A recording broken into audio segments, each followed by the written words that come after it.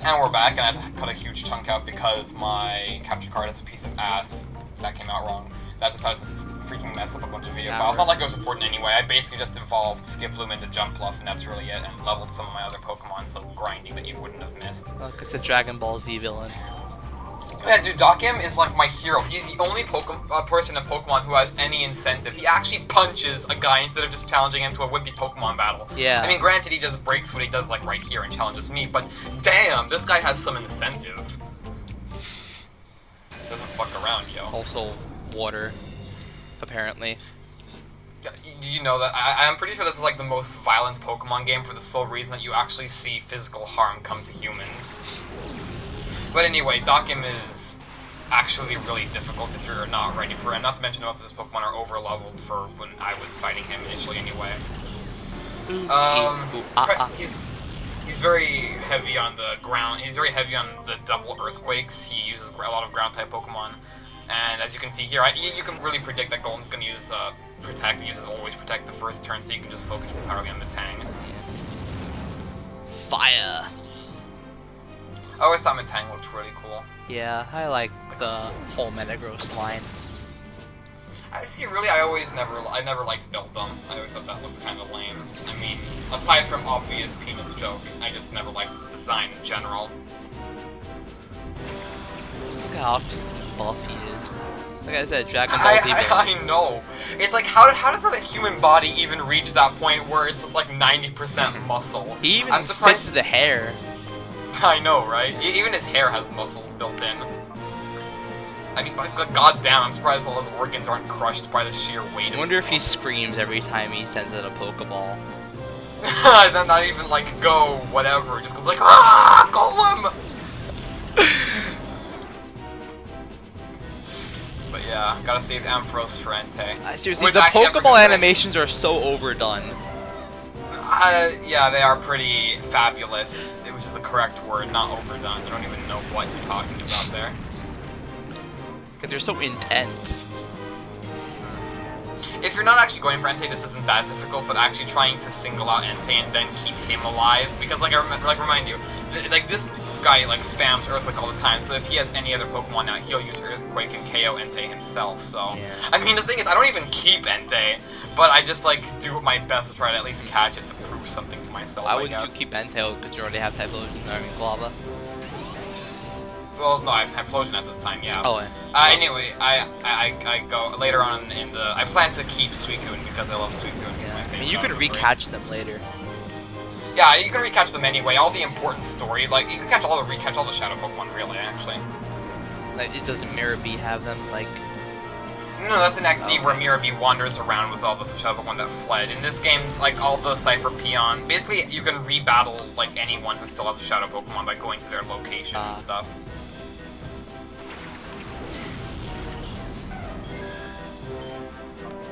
But yeah, before I got this was the battle that really made me consider getting Jumpluff, because without Jumpluff I would have been completely walled by all his ground types. Yeah.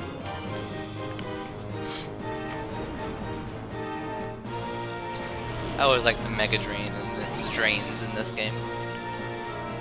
Definitely a lot better than Gen 4. That was like one of my biggest problems with Gen 4, at least with Diamond and Pearl. Because freaking animations, especially for like the Drain attacks, took so long. Goddamn.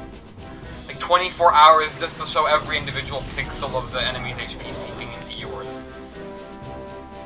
Absolutely. I really hate how competitive a lot. If you're competitive, if you're battling Gen 5, you won't see a lot of the really cool animations. In terms of the, you know, moves, because all the same moves really in competitive. Well, I really can't wait actually until the Gen 5 3D Pokemon game, you know, the successor to, Battle what's Revolution. it called? PBR, yeah, Battle Revolution. That should be interesting. I mean, I know Black and White already has, you know, randomizer Wi-Fi, and that was like one of the big selling points of PBR originally, but I think the 3D graphics are always worth it, just how shiny and flashy it is. Also, if you notice, next time we actually close up onto it, Jumpluff actually has, its shadows are actually squares instead of circles. You better learn Psybeam. I do. I used to when I first played this, I used to keep Confusion, Psybeam, and Psychic just because I thought they all looked cool. 1, 2, poof. So how exactly does that work? Does your Pokemon just like turn its head to you and be like, do you want me to learn Psybeam? Really? Come on now. Oh, it's cool. Good job sitting up to sleep. Yeah, I know, camera ups would have been a big issue. I actually really lucked out. I was scared that you could either wake up too early or Sweet Powder would just flat out miss, which would have been pretty bad. But yeah, here's the big guy himself. Yeah. Would you say Entei is probably like the most useless, at least competitively, out of the three? Yeah. I mean, Raikou is an amazing special attacker, and Suicune is a great wall. Yeah. The water types make the best walls for some reason, because they're so bulky. Yeah, they do frequently get the HP and defensive ends of the Pokemon stick, whatever the terminology. Looks all flashy. Looks even better in XD. XD had even flashier freaking Final Fantasy. Defeat you with the power of rainbows. Exactly. Just shooting a beam of LSD infused psycho power. I don't even know what that is.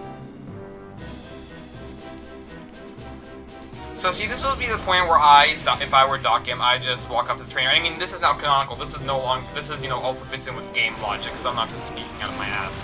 This is the point where Doc Game should have just come on, just grabbed you, the character, and either snapped you in half or just tossed you over the edge. Yeah. I mean, come on, it's totally a Doc Game thing to do. Would have been great if Ampharos just came in and shocked him to death. Yeah, I mean, if I wasn't trying to single out Entei and actually trying to catch him, which you'll see. Actually, I give the benefit of cutting out all the catching. I spent like freaking 10 Ultra Balls and then like 4 Timer Balls trying to catch Entei, and then I just caught it with a Great Ball at last. Wow. Those are the greatest catches, when you just catch it with your worst ball. I know, I mean, since all the balls are literally just chance, it's not like set in stone that any ball can really catch aside from the Master Ball. It just is really infuriating when you like shell out a lot of money for a bunch of Ultra Balls and none of them work, and then just one Great Ball that you casually picked up happens to work. So you're supposed to, the whole method is to just spam Ultra Balls until time has elapsed, and then you just sort of throw Timer Balls. Yeah, Timer Balls are. I use Timer Balls more in XD, I'd say, but yeah, they are one of the most useful balls in this game. Luckily, Shadow Rush does self-inflicted damage, so I don't have to worry, you know, about doing too little damage. Well, you'll have to worry eventually. Well, I mean, yeah, after it starts killing itself, but basically, I send out Typhlosion now, see, I can predict the future, I basically just spam Smokescreen at it because I don't want to do it any extra damage. And for like 10 turns, that's all I do, so it like never hits me anyway. But yeah, goddamn. I mean, God, some of the catch rates are ridiculous. It really bugs me. Have you read any of the guides on Smogon for how to do a legit, build a legit legendary competitive poke? No catching it, getting its nature right, getting the EV, and IVs and everything. God, no, I would never want those to do guides. That. Like, they're so big on how to do it, but you have to have, like, you know, this sort of this ability that's, I think Mew has it, and so does Espeon, where it's like it'll put the nature on the Pokemon you catch. That's interesting. See, this is the point where Doc will just be like, you fought honorably and I respect you. Enough to knock you off. Just like smacks you on the upside of the head and knocks you off the platform. Apparently he he just crapped out a fucking shiny object. No, just like a magical shit. From my amazing skills. This is what makes people do. I love this part. Bam! Just jumps off the side. Goddamn Spider-Man. Just jumps off, he's falling down, then his jetpack comes out of his fucking back. Yes. Oh, here's the wimp Vander we had to rescue. What kind of a name is Vander, anyway? How is his spine not broken? Yeah, one punch delivered from the mighty Dakim and every bone in his body would be shattered. Ah yes, here we go, another time flute. I found it lying on the ground somewhere. Yeah, what made Vander so special that he could have it? I mean, he's only the freaking leader for the first area. It's not like... All you get for beating the 100th guy is like a lousy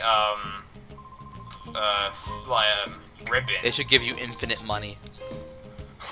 Well, I mean, actually, interestingly enough, if you take the Mount Battle Challenge in the Colosseum mode, you can actually, that's how you can get Ho-Oh in this game. Yeah. You have to use your you obviously have to use your Pokemon Colosseum Pokemon instead of using like your Ruby Sapphire Pokemon, but it's still really cool. But like the one thing I really hate about doing it that way is that every time you in the Colosseum mode, whenever you challenge the next level of person, it goes through that screen where you know where it lists all the Pokemon you have and all the Pokemon opponent has, and it makes you select only 4 Pokemon. Yeah. It does that thing in every single round. Oh, so I mean, like, not only is it the time consuming that you have to do, like, 100 battles, you have to do that extra thing where, oh, I have to now. Also, buy Entei will never save your soul from eternal damnation. Basically. I mean, like, he is like a god of Pokemon. I don't know what he's a god of, but he's like a god. He was like, the lore is that like him and Suicune and Raikou were dead, and Ho-Oh resurrected them and made them his guardians or something. So why couldn't Ho-Oh just come back and fix this? Why is these legendary Pokemon so selfish? God. Actually, another thing about it, if this was like the Entei from the 4th Pokemon movie, and they managed to take control of it by turning it into Shadow, that would have just wrecked everything. God, well that wasn't a real Pokemon. Shut up. It wasn't my heart. It was a dream.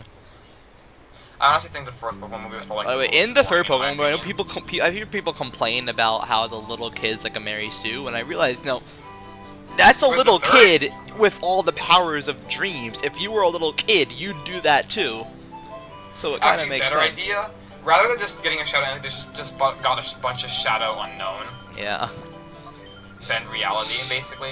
Anyway, this is the cologne case I was talking about earlier. You can go buy colognes from the Agate shop. Also, because it's you can't go anywhere. It's trying to trap poor Neo. I know. I'm sorry, Neo. You're just too clingy. But yeah, you can basically just buy cologne scent thingies to like massage your Pokemon, and that'll make. Imagine doing that to Entei. Oh. I think it's like Quillfish or something like that. Like it's just standing there, it's gonna kill you. It's like, okay, calm down. I'm not going to molest you. I'm a professional masseuse. Pokemon chiropractor. No, but like imagine doing it to like Slugma. How are you supposed to just like sink your hands into lava? Oh god. Yes, my great-granddaughter did nothing but stand around as TDF did all the hard work. Where was she in XD when you also meet Eugene? You don't meet, I don't know, you don't meet either of them in XD, which I always kind of found annoying. Kind of wish you could, like, throw them back in there.